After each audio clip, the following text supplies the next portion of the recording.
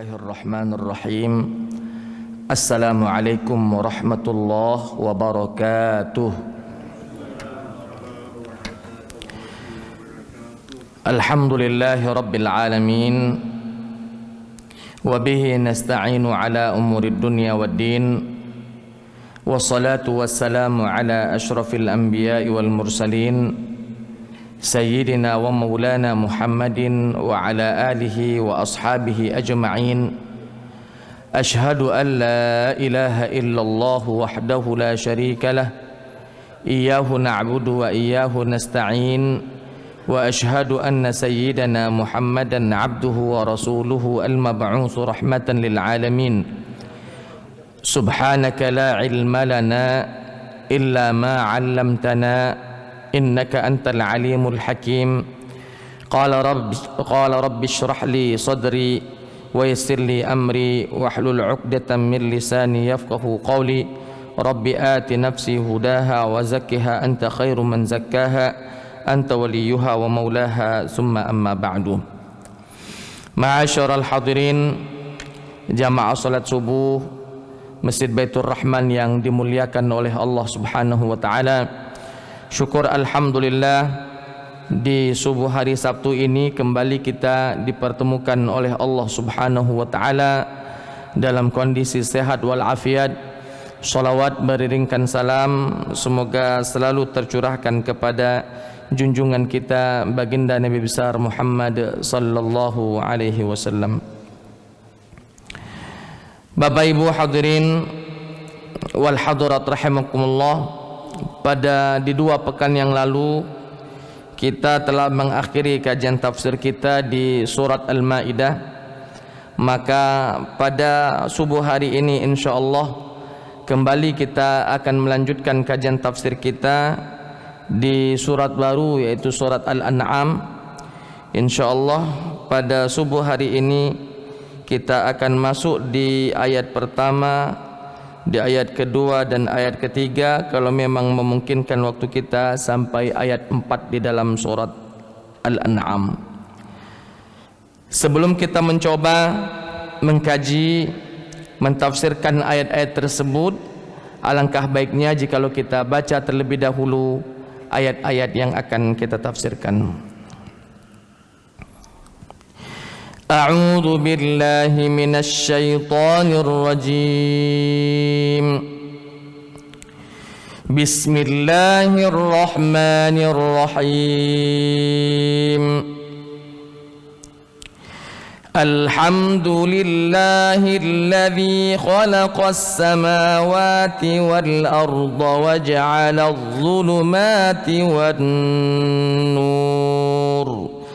ثم الذين كفروا بربهم يعدلون هو الذي خلقكم من طين ثم قضى أجلا وأجل مسمى عنده ثم أنتم تمترون هو الله في السماوات وفي الأرض يعلم سركم وجهركم ويعلم ما تكسبون وما تأتيهم من آية من آيات ربهم إلا كانوا عنها معرضين.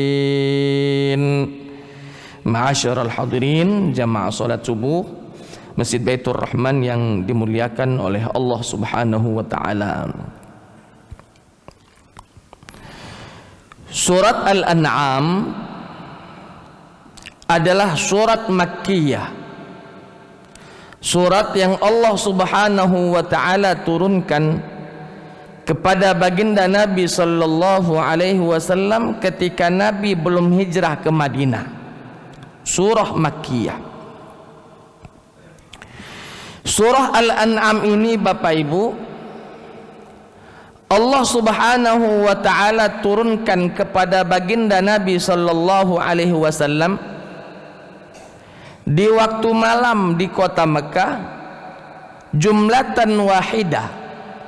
Surat ini turun seluruhnya dari ayat pertama hingga ayat terakhir, dari ayat pertama sampai ayat 165, turun langsung jumlatan wahidah. Kalau surat-surat yang lain, wabil khusus surat-surat yang panjang, ini 165 ayat, bukan pendek Pak, itu turunnya bertahap, berfase-fase. Tapi kalau surat Al-An'am ini Allah turunkan jumlatan wahidah, Allah turunkan satu kali turunan, selesai satu surat, 165 ayat tersebut. Ketika turunnya surat Al-An'am ini, selain surat ini dibawa oleh Malaikatul Amin, yaitu malaikat Jibril alaihissalam, penyampai wahyu kepada para nabi, malaikat Jibril pun didampingi ketika membawa turun surat ini, didampingi 70.000 para malaikat.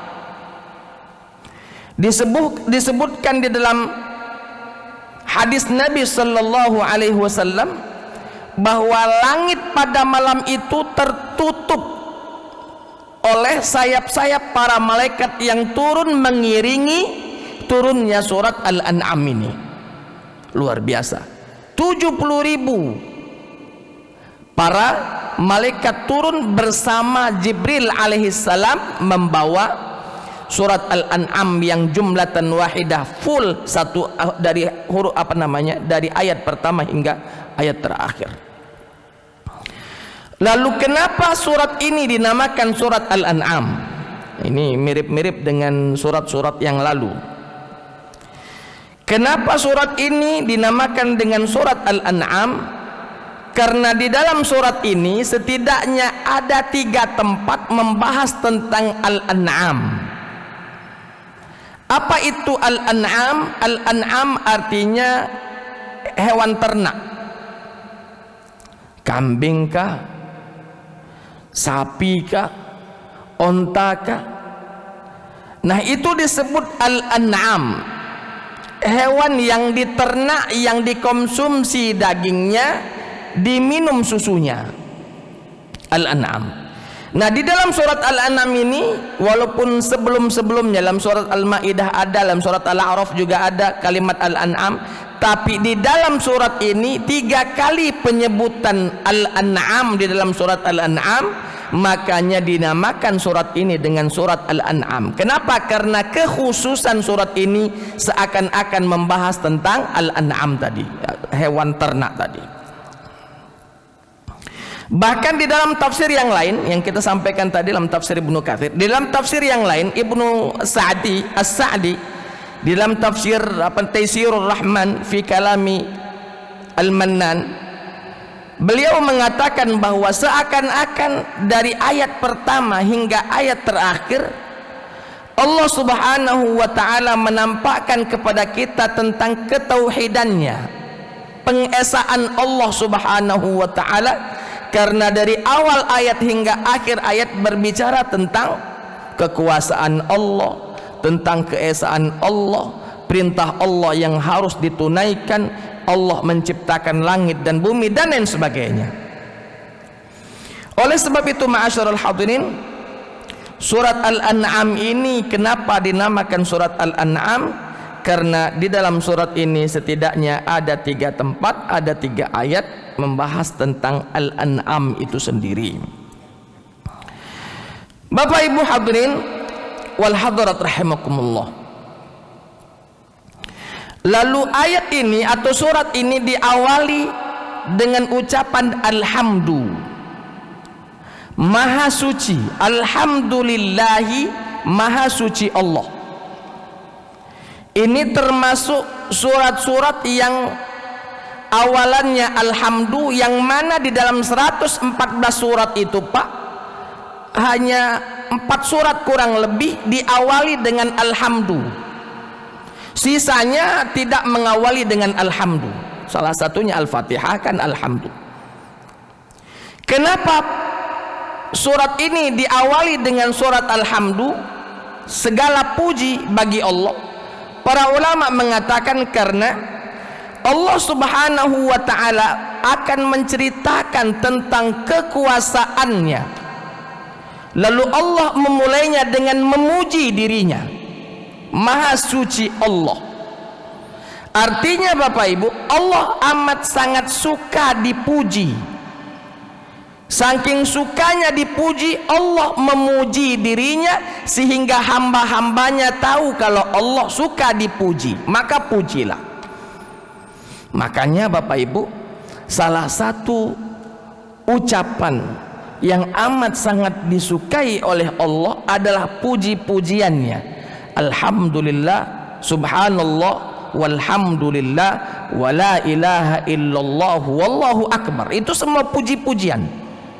Allah amat sangat suka puji-pujian sehingga Allah Subhanahu wa ta'ala mencontohkan kepada hambanya bahwa Allah suka untuk dipuji, maka Allah memuji dirinya sendiri.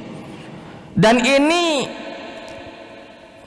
benar Bapak, kalau kita memuji diri kita sendiri itu salah. Kalau kita memuji diri kita sendiri artinya ada kesombongan, bisa saja ada kesombongan dalam hati kita karena kita memuji diri kita sendiri. Tapi ketika Allah Subhanahu wa ta'ala memuji dirinya sendiri, itu adalah layak untuk Allah, benar untuk Allah, karena memang Allah layak untuk dipuji. Makanya Allah memuji dirinya. Kalau kita mungkin tak layak dipuji, makanya orang tidak memuji kita. Karena tidak ada orang yang memuji kita, maka kita memuji diri kita sendiri. Bapak Ibu hadirin wal hadirat rahimakumullah.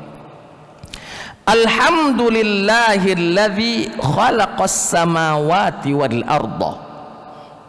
Maha suci Allah yang telah menciptakan as-samawat, langit-langit yang berlapis-lapis ini, wal arda, begitu juga yang telah menciptakan bumi, wa ja'aladz zulumati wan nur, dan Allah juga telah menjadikan cahaya atau telah menjadikan kegelapan dan cahaya. Summal ladzina kafaru bi rabbihim ya'dilun. Tapi kenapa orang-orang kafir mencari sesembahan yang menyerupai, mereka mencari niddan, sekutu bagi Allah Subhanahu wa ta'ala. Kita akan bahas satu persatu Pak Ibu. Bapak Ibu hadirin wal hadirat rahimakumullah. Di dalam ayat ini Allah ingin memberitahukan kepada kita tentang kekuasaannya, bahwa Allah lah yang menciptakan langit tak bertiang ini, berdiri dengan kokohnya. Allah yang menciptakannya. Khalaqas samawati. Allah yang menciptakannya, tidak ada sebelumnya. Pak, kalau khalaqa, menciptakan itu artinya sebelumnya tidak ada lalu diadakan. Sebelumnya tidak ada lalu diadakan. Maka inilah keagungan Allah Subhanahu wa ta'ala dan kekuasaan Allah ta'ala. Tadinya belum ada langit, Allah yang menjadikan langit. Tadinya belum ada protap contoh dari langit, Allah membuatnya. Begini loh langit, berdiri dengan kokohnya, walaupun tanpa tiang. Dan itu Bapak Ibu bukan selapis, bukan selapis hanya langit yang kita lihat, tidak. Langit yang kita lihat ini disebut dengan Baitul Izzah, langit bumi ini ya, Sama'ud Dunya disebut dengan Baitul Izzah. Bukan hanya sampai di situ saja, tapi ada lapisan kedua, langit di tingkat kedua, langit di tingkat ketiga. Nabi SAW menceritakan bahwa dari langit ke satu ke langit kedua sama seperti dari bumi ke langit kita. Saking agungnya Allah, ciptaannya saja begitu besar, apalagi yang menciptakannya. Dari langit satu ke langit dua sama seperti dari langit satu, dari bumi ke langit. Dari langit kedua ke langit tiga sama dari langit satu ke langit dua. Begitu selanjutnya. Allah ciptakan kesemuanya itu tanpa tiang. Nak gempa sebesar apa baik tidak hancur. Ini baru 5,6 hancur bangunan di Cianjur. Mau gempa bagaimanapun tidak akan hancur walaupun berdiri kokoh tanpa tiang. Hancurnya ketika Allah Subhanahu wa ta'ala menghancurkan apabila datang kiamat. Fa idza nufikha fis suri nafkhatun wahidah, ketika sangkakala ditiupkan untuk pertama kalinya, selesai, hancur galau. Jangankan kita yang kecil-kecil ini Pak, langit hancur. Jangankan kita yang kecil-kecil ini, lautan airnya dinaikkan. Langit seakan-akan seperti gulungan kertas. Allah menggulungnya, hancur semuanya. Khalaqas samawati wal arda, Allah yang menciptakan langit berlapis-lapis. Wal arda, Allah jugalah yang menciptakan bumi tempat kita bertempat tinggal ini. Artinya Pak, tidak ada yang menciptakan sesuatu kecuali Allah. Artinya ayat ini ingin dijelaskan oleh Allah bahwa Allah itu sang khaliq, Allah itu sang pencipta. Ketika dia yang menciptakan, berarti dia yang menguasakan, dia yang menguasai. Karena itu punyanya, miliknya, berarti atas kekuasaannya. Kita ini hambanya, berarti kita juga miliknya, dan atas kuasa Allah Subhanahu wa ta'ala. Alhamdulillahilladzi khalaqas samawati wal arda. Maha suci Allah yang telah menciptakan langit berlapis-lapis. Karena as-samawat itu Pak bentuk jamak, bentuk tunggalnya tuh samaun, satu langit. Samaani, dua langit. Samawat itu jamak, lebih dari dua, tiga lebih itu jamak, ya. Sedangkan di dalam ayat lain mengatakan khalaqas sab'a samawatin tibaqa. Allah yang menciptakan sab'a samawat, 7 lapisan langit, tibaqan, bertumpuk-tumpuk. Wa ja'ala adh-dhulumati wan nur. Allah juga yang menciptakan zulumat, kegelapan. Wan nur, Allah juga yang menciptakan cahaya. Allah yang menjadikan kegelapan, Allah juga yang menjadikan cahaya. Bapak Ibu hadirin wal hadirat, dulu orang-orang musyrik terdahulu mereka ada keyakinan bahwa Tuhan itu minimal 2, kata mereka, yaitu Tuhan kegelapan dan Tuhan cahaya. Kata Allah Subhanahu wa ta'ala, Tuhan yang kamu anggap Tuhan itu ciptaanku. Kegelapan yang kau anggap sebagai Tuhan, itu aku yang menjadikannya. Cahaya yang kau jadikan Tuhan itu aku yang menjadikannya. Artinya Allah ingin menunjukkan bahwa sesembahan-sesembahan kalian yang salah itu salah, tak layak kalian sembah menjadi Tuhan, karena semuanya itu ciptaan, semuanya itu makhluk, semuanya itu atas penguasaan Allah. Kenapa tidak langsung Allah saja engkau sembah? Makanya di ujung ayat ini Allah Ta'ala mengatakan summal ladzina kafaru bi rabbihim ya'dilun. Kemudian orang-orang kafir kepada Tuhannya ya'dilun. Ya'dilin itu menyamai Pak, dari kalimat adil. Kenapa? Karena orang-orang menjadikan sesuatu lalu disandingkan dengan Allah. Di dalam kitab tafsir Ibnu Katsir mengatakan fi ubudiyatihi, di dalam beribadah. Mungkin orang-orang kafir mengatakan bahwa Allah lah yang menciptakan langit dan bumi dan lain sebagainya, bla bla bla bla. Allah yang menciptakan. Tapi dari sisi penyembahan mereka mencari sesembahan lain selain Allah, seakan-akan yang dia sembah itu sama derajatnya dengan Allah Subhanahu wa ta'ala. Karena orang kafir Quraisy Pak, pada waktu itu ketika ditanya Man khalaqas samawati wal arda, siapa yang menciptakan langit dan bumi? La yaqulunna Allah, pastilah mereka akan mengatakan Allah yang menciptakannya.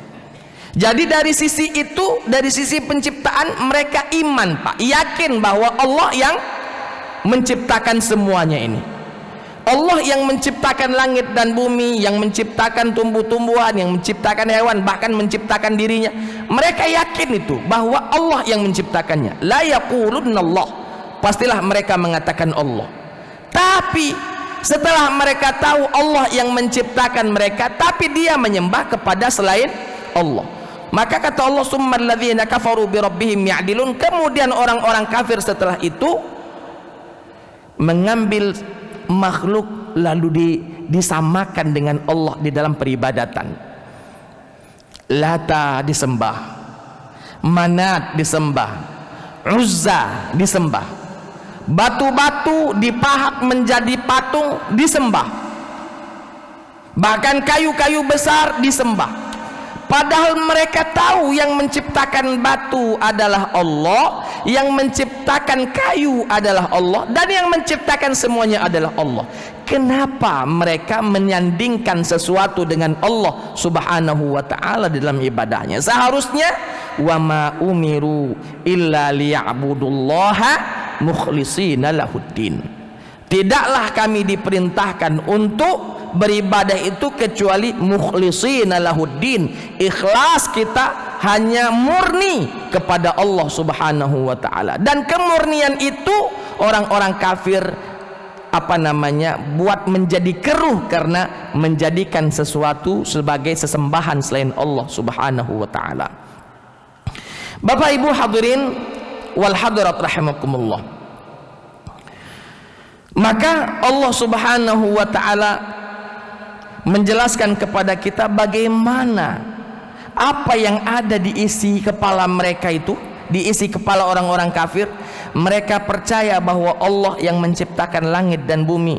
Mereka percaya bahwa Allah lah yang menjadikan kegelapan dan cahaya. Lalu setelah itu mereka mengambil sesuatu lalu dijadikan Tuhan selain Allah subhanahu wa ta'ala. Ini andil para setan Pak. Selain hawa nafsu kita, setan juga ikut andil besar di dalam menggelincirkan akidah umat manusia. Bukankah ketika Nabi Adam turun beriman kepada Allah, ketika anak-anak Nabi Adam beriman kepada Allah, cucu cicit Nabi Adam beriman kepada Allah, Allah berfirman, kanan nasu ummatan wahidah. Dulu pada awalnya manusia itu ummatan wahidah, ay ala aqidatin wahidah, akidahnya satu, beriman kepada Allah subhanahu wa ta'ala, tidak mencari sesembahan lain selain kepada Allah. La ma'buda bihaqqin illallah. Dulu. Lalu setelah itu setan mampu menguasai manusia sehingga menggelincirkan manusia itu sendiri. Dalam sebuah hadis Nabi Rasul mengatakan bahwa Adam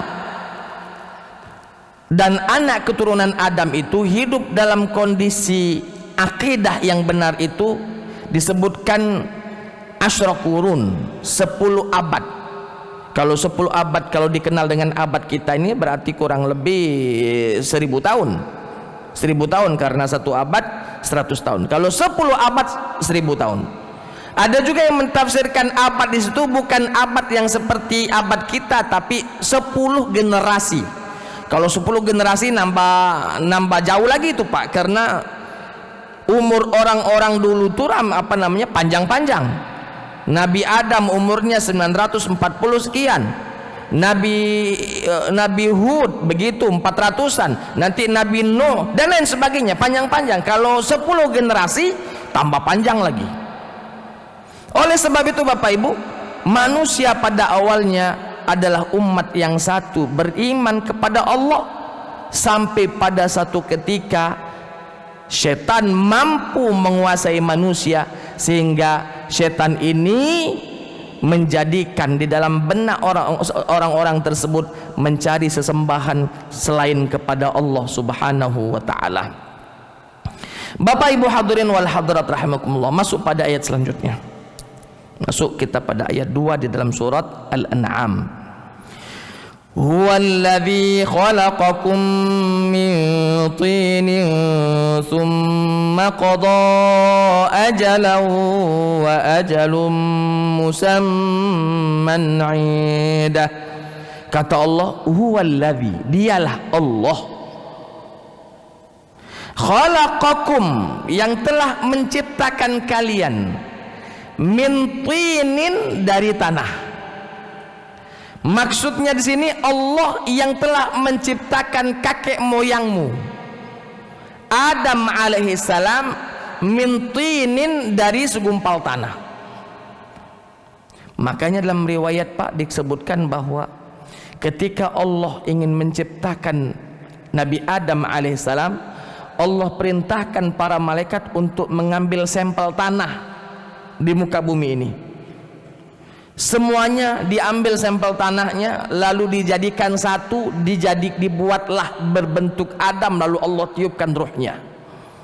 Makanya manusia ini Pak, dari sisi kulitnya berbeda-beda. Ada yang putih, ada yang kemerah-merahan, ada yang sawo matang, sisip dikit sawo busuk itu, malah lamu-lamu igo matangnya busuk ya. Ada juga yang hitam ya, karena memang Allah Subhanahu wa taala mengambil semua sampel yang ada di tanah di muka bumi ini, lalu dijadikan Nabi Adam alaihissalam.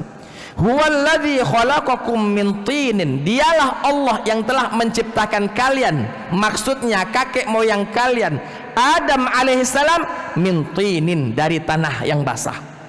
Kalau kita Pak, bukan dari tanah lagi, tapi min nutfatin, dari air mani, mimma'in dafiqin, dari air yang muncrat, mimma'in mahinin, dari air yang hina kalau kita.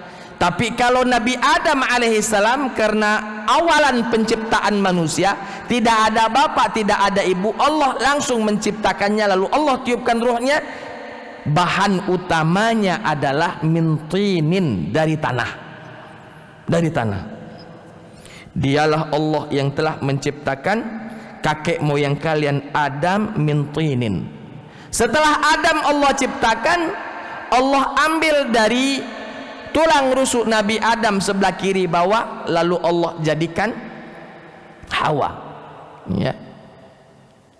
Alladzi khalaqa minha zaujaha, Allah ciptakan dari Adam zaujaha, pasangannya yang bernama Hawa. Pertemuan Adam dan Hawa, barulah lahir anak-anak keturunannya sampai ke kita sekarang ini ya.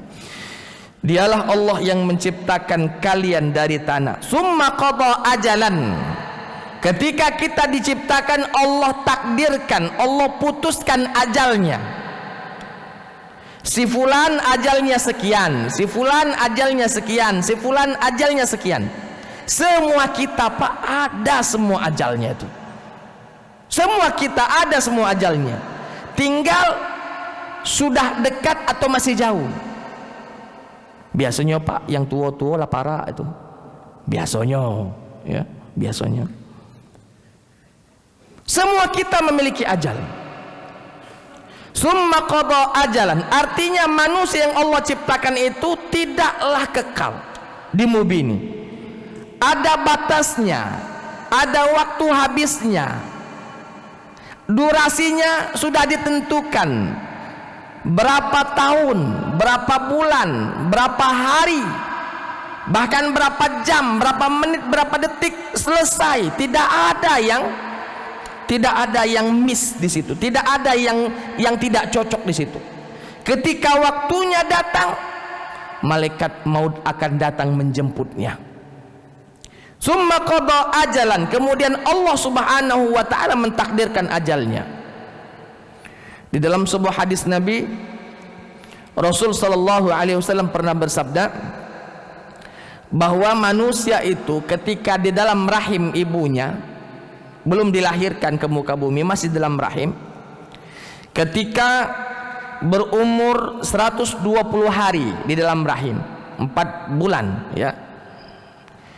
Allah Subhanahu wa taala memerintahkan malaikatnya untuk mencatat rezekinya, ajalnya, termasuk orang ini orang beruntung atau orang celaka, dicatat.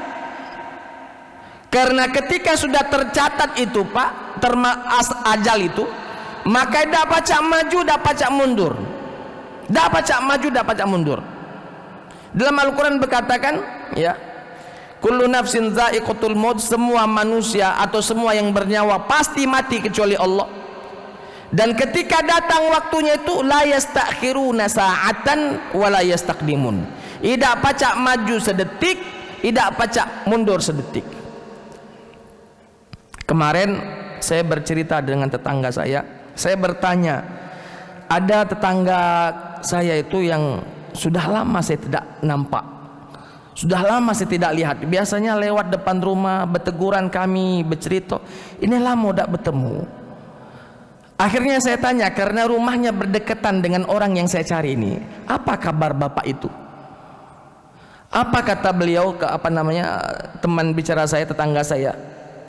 Woi Ustadz, bapak itu lalamu sakit, sudah mulai hilang ingatan, sudah mulai pikun, bahkan keluar rumah kadang pakai celana yang mohon maaf kalau tidak dipegang celananya pacak turun, karena fisiknya sudah mengurus. Biasanya itu agak gemuk badannya, kalau pakai celananya yang lama, kalau tidak dipegang turun celana ini Pak.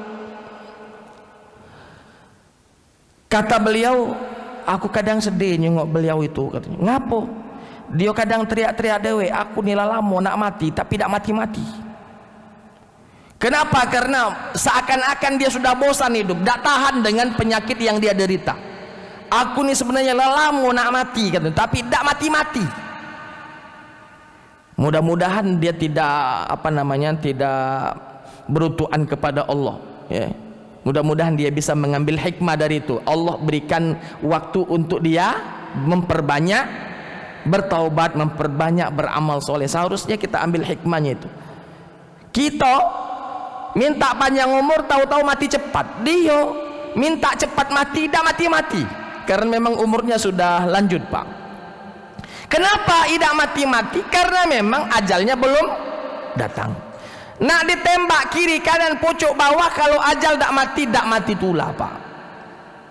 Khalid bin Walid, ini sering saya cerita di masjid kita ini. Khalid bin Walid, sahabat Nabi yang mulia, ketika perang, nak jadi pemimpin perang, panglima perang atau biasa saja, pokoknya barisan terdepan Khalid ini. Kenapa barisan terdepan? Yang dicari Khalid asy-syahadah, mati syahid. Mati syahid di medan perang, itu yang dicari oleh Khalid bin Walid. Tapi Pak, Khalid ini tidak mati di medan perang. Luka di tubuhnya itu di dalam sejarah mengatakan tidak kurang dari 70 bekas kapaan. Di dalam tubuh Khalid bin Walid itu tidak kurang dari 70 bekas kapaan. Aman kita sekali kapak mati kita. Dia 70 bekas kapaan tidak mati Pak. Artinya tidak lari dia, ketika musuh datang malah dia mendekat. Tapi karena memang ajal sudah Allah tentukan tidak mati di medan perang, nah bagaimanapun kita mencari kematian tidak akan mati. Khalid bin Walid mati di pucuk kasur Pak, sakit. Sedangkan dia berkeinginan untuk mati di medan perang, syahid. Walaupun mati di pucuk kasur, bukan kita katakan tak syahid, syahid juga lah dia tuh ya. Orang-orang yang di jalan Allah mati insya Allah dalam kondisi syahid di jalan Allah Subhanahu wa ta'ala. Bapak Ibu hadirin wal hadirat rahimakumullah. Summa qada ajalan, kemudian Allah tetapkan ajalnya. Wa ajalun musamman indahu, dan ajal yang kedua yang hanya ada di sisi Allah Ta'ala. Apa maksud ajal kedua? Maksud ajal kedua adalah hari kiamat Pak. Kalau ajal pertama selain Allah yang tahu, para malaikat pun yang Allah beritahu mereka tahu. Contoh ajal kita Pak, selain Allah yang tahu, malaikat maut juga lah tahu, ada catatannya. ada catatannya, karena ketika Allah perintahkan kepada malaikat, tiupkan ruh si fulan, ketika kita dalam rahim ibu kita, tiupkan ruh si fulan, catat rezekinya sekian, catat umurnya sekian. Berarti malaikat yang diperintahkan tuh tahu kita hidup dari kapan dan kita mati sampai kapan. Nah, kalau ajal pertama selain Allah, ada malaikat yang tahu, yang mana malaikat itu diberitahu oleh Allah Subhanahu wa taala. Tapi ajal yang kedua, kata Allah, wa ajalum musamman indahu, dan ajal yang kedua ini musamman indahu, hanya di sisi Allah yang tahu, malaikat dak kati yang tahu. Apa maksudnya? Ajal di sini kiamat, Pak. Hanya Allah yang tahu kiamat, tidak ada satupun yang tahu kapan datang kiamat. Masih ingat Pak ya tentang hadis ketika Jibril datang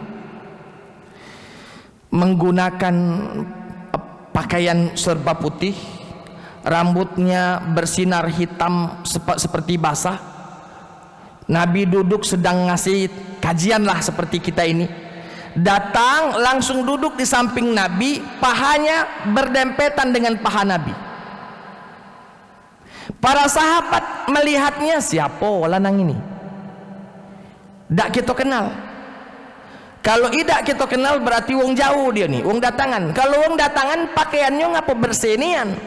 Kalau uang datangan Pak, habis bermusafir, kucek lah, kotor lah, bekas debu lah, rambutnya acak-acakan lah. Ini datang pakaiannya bersih, putih, rambutnya teratur, hitam pekat, wangi. Datang duduk samping Nabi, bertanya, sekilas saja bertanya tentang apa itu Islam, dijawab oleh Nabi. Bertanya apa itu iman, dijawab oleh Nabi. Lalu dia mengatakan sodakta, Anda benar. Bertanya lagi tentang tentang ihsan, dijawab oleh Nabi. Kata tamu tadi, Anda benar. Para sahabat ini siapa wak bertanya?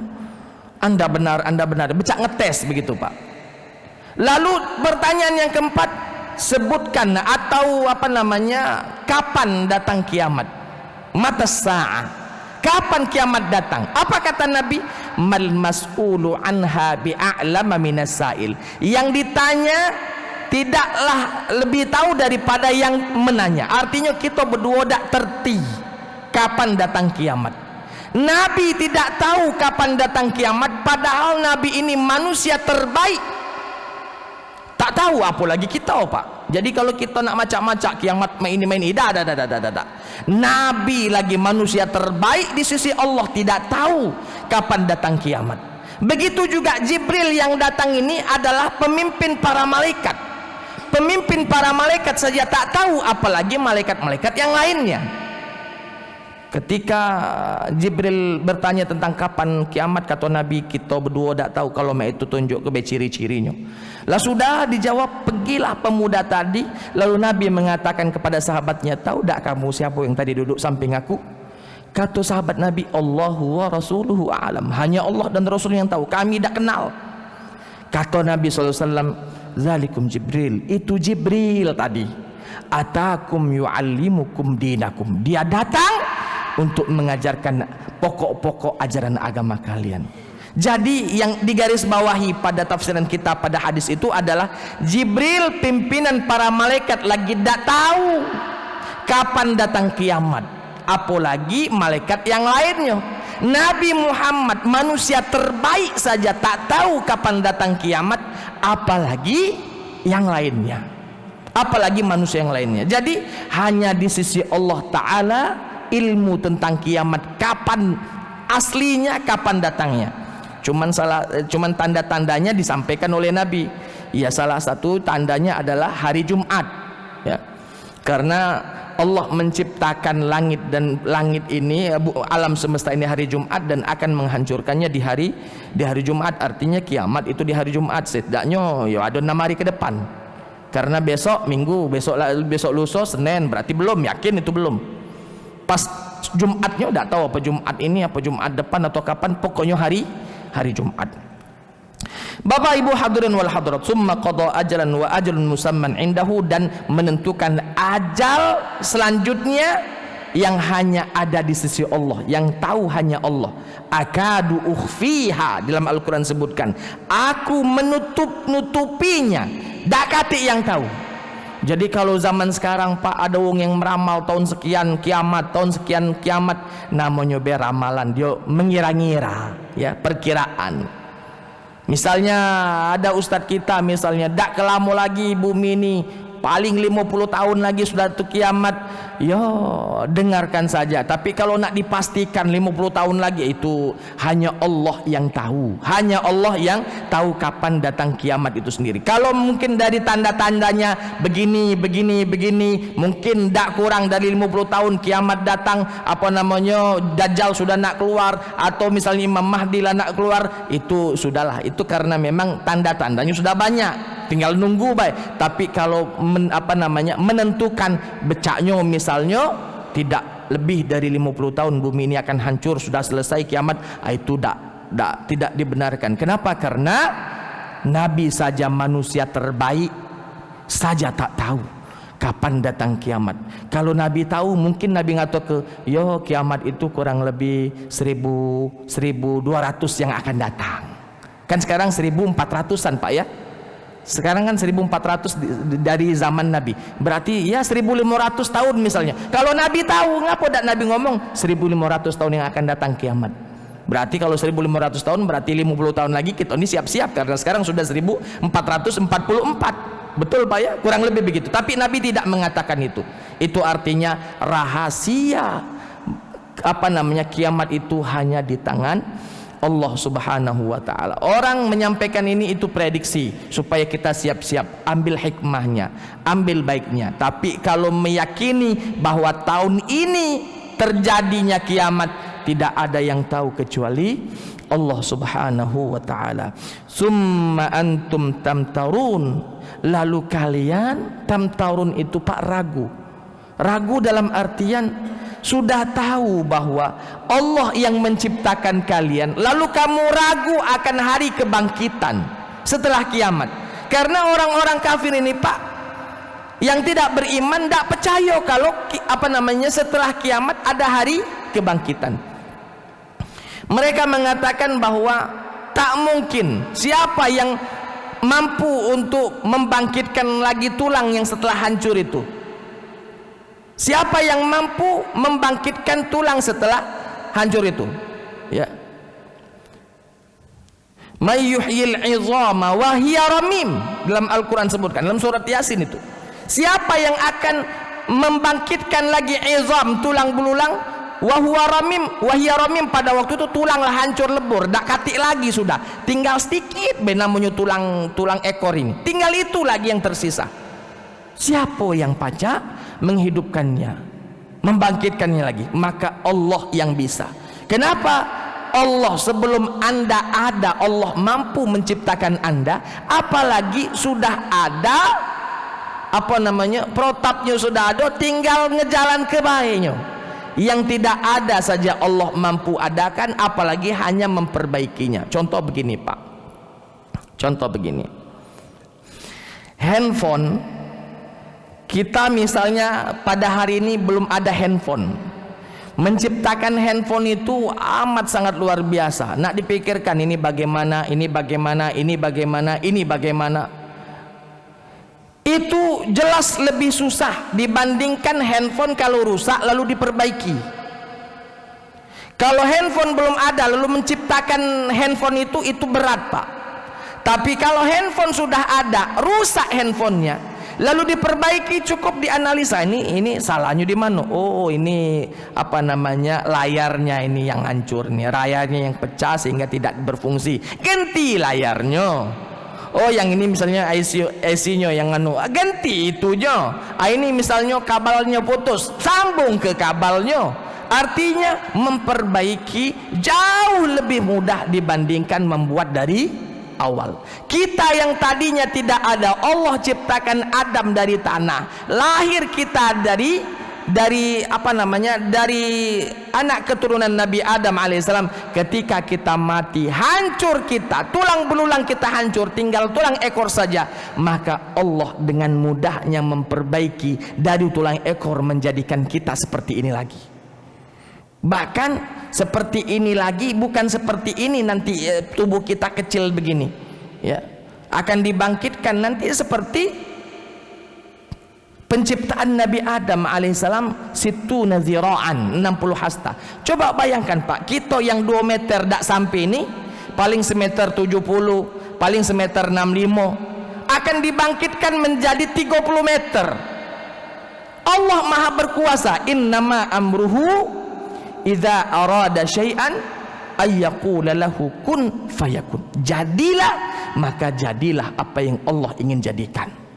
Maka Bapak Ibu, summa antum tamtarun, kemudian orang kafir malah ragu, siapa yang pacak ngebangkitkan kita setelah kita mati? Ya Allah, Anda belum ada saja Allah menjadikan Anda, apalagi tinggal memperbaikinya. Amat sangat mudah memperbaikinya, ya.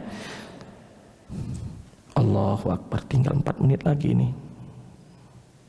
Iya, 4 menit lagi syuruk. Kita cukupkan saja dulu sampai di situ. Saya yakin banyak yang akan bertanya ini. Artinya sampai ayat 2 di dalam surat Al-An'am. Insya Allah di 2 pekan yang akan datang kita akan lanjutkan kembali di ayat berikutnya. Kita buka sesi tanya jawab, Bapak Ibu, dipersilakan. Mendak katik ku lanjut ke ayat lagi. Kalau dak katik pertanyaan. Lanjut ya. Masya Allah, paham nian berarti. Selalu saya katakan, kalau dak katik pertanyaan itu ada 2 kemungkinan. Paham nian sehingga dak tahu nak bertanya apa lagi lah, paham gak lo? 1, mudah-mudahan kita itu. Yang kedua, dak katik yang paham sehingga dak tahu nak bertanya mulai dari mana. Dak katik yang paham. Mudah-mudahan bukan yang kedua tapi yang pertama. Oke, kita lanjutkan ke ayat ketiga. Kita lanjutkan ke ayat ketiga. Allah Subhanahu wa taala berfirman, Huwallahu, dialah Allah.